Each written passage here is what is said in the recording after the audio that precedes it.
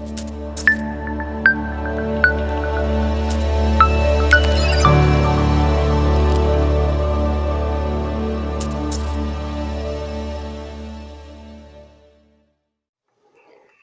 la famille, bienvenue dans la vidéo numéro 6 de Prestanet.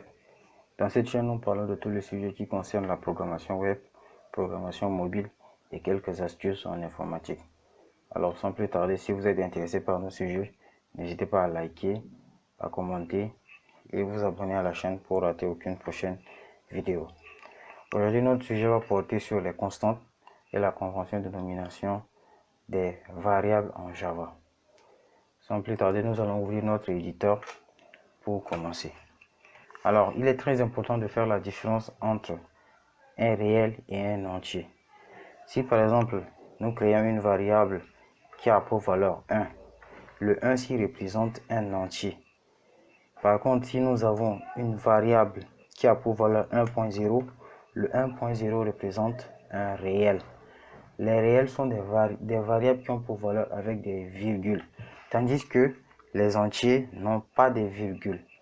Donc, il faut faire la différence. Il est très important de faire la différence entre ces deux types. Alors, nous allons essayer d'afficher les deux variables. Donc, système.out.print ln et 1 divisé par 2. Du coup, nous attendrons à un résultat 0.5, alors que c'est pas ça que nous allons voir. Donc lorsque j'exécute, nous allons avoir 0. 0, pourquoi? Parce que la division entre un entier donne un entier. C'est pourquoi nous voyons la valeur 0, alors que nous devons avoir 0.5. Et 0.5 est un réel, c'est pourquoi nous voyons 0 qui apparaît. Donc si nous avons par exemple fait 0.1.0 divisé par 2, c'est là que nous allons avoir notre résultat 0.5 et non 0. Donc nous allons essayer d'exécuter pour voir le résultat. Voilà, échec et bam, nous avons notre 0.5. Donc il est très important de faire la différence entre un entier et un réel. Si nous faisons également 1.0 divisé par 2.0, nous allons avoir également 0.5 parce que c'est la division entre deux réels. Et si nous avons également fait 1 divisé par 2.0, nous allons avoir 0.5 parce que le réel est prioritaire par rapport à l'entier. Donc c'est pourquoi il est très important de voir ces différences. Nous allons également parler des constantes. Alors c'est quoi une constante? Une constante, c'est juste une variable dont le contenu ne peut pas changer.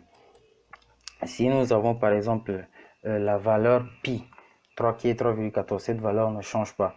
Lorsque nous voulons écrire un programme où nous aurons une variable dont la valeur ne va pas changer, nous allons créer une constante. C'est la constante qui va contenir cette valeur. Nous avons également un autre exemple comme la durée de vie dans un jeu. Si vous voulez créer un jeu où la durée de vie, on ne peut pas changer la durée de vie, alors nous allons utiliser les constantes pour faire cela. Donc, sans plus tarder, nous allons essayer de créer une constante.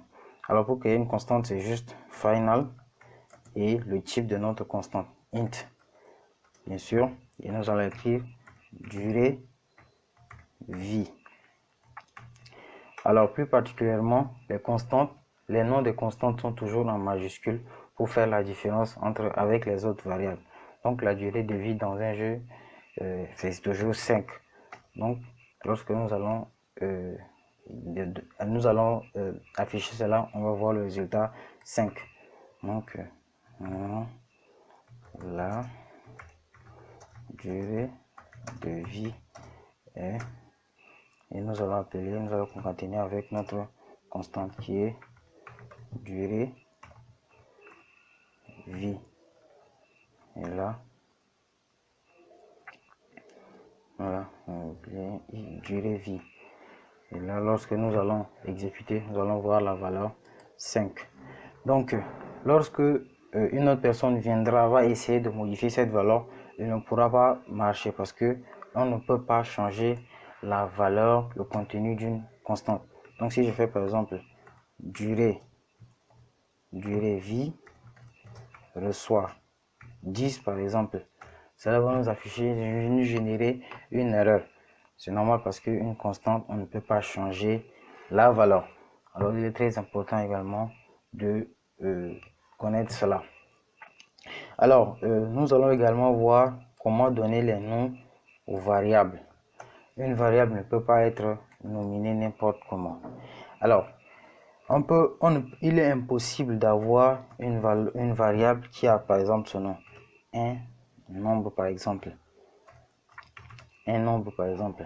Une variable ne peut pas commencer par un chiffre. C'est impossible de commencer le nom d'une variable par un chiffre. Une variable commence toujours par une lettre. C'est également impossible de commencer une variable par un tiré de 6. Une variable ne peut pas commencer par un tiré de 6. Une variable peut commencer par une lettre. Alors, les caractères qui sont autorisés sont l'underscore, le tiré de 8, et le $. Ce sont ces deux caractères-là qui sont autorisés. À part cela, une variable ne peut pas commencer par un chiffre ou le tiré de 6. Une variable peut également commencer par les lettres majuscules. Voilà. Donc, il est également important de voir tout cela. Du coup, il faut également savoir que le langage Java est sensible à la casse. C'est-à-dire, il ne fait pas la différence. Il fait la différence entre les majuscules et les minuscules. Donc, si par exemple, nous avons deux types de variables qui ont ce nom, int, nombre, j'écris par exemple nombre, voilà, je lui donne la valeur par exemple 10, et là, je lui donne par exemple 15. Donc, lorsque je vais afficher ces deux variables, nous allons voir qu'il va afficher différemment. Parce que lui, il fait la différence entre les majuscules et les minuscules. Donc, on va par exemple nombre égal, voilà, concatène avec nombre ici, voilà, concatène aussi avec notre nombre anti-slash. L'anti-slash n permet juste de revenir à la ligne. Donc j'écris nombre égal et je concatène avec nombre ici. Donc lorsque je vais exécuter, nous allons voir la différence entre ces deux nombres. Voilà, il nous affiche nombre différemment. Voilà, pour également, je reviens également par rapport à la nomination des variables. Pour nominer, on peut également utiliser d'autres manières de faire. Si par exemple une variable qui contient plusieurs mots, par exemple durée de vie, on peut utiliser les underscores pour les séparer. Donc, j'ai par exemple nom de variable. On peut également les nommer comme ça, nom de variable reçoit 10. On peut également les nommer comme ça. On peut également les séparer avec à chaque mot, on peut mettre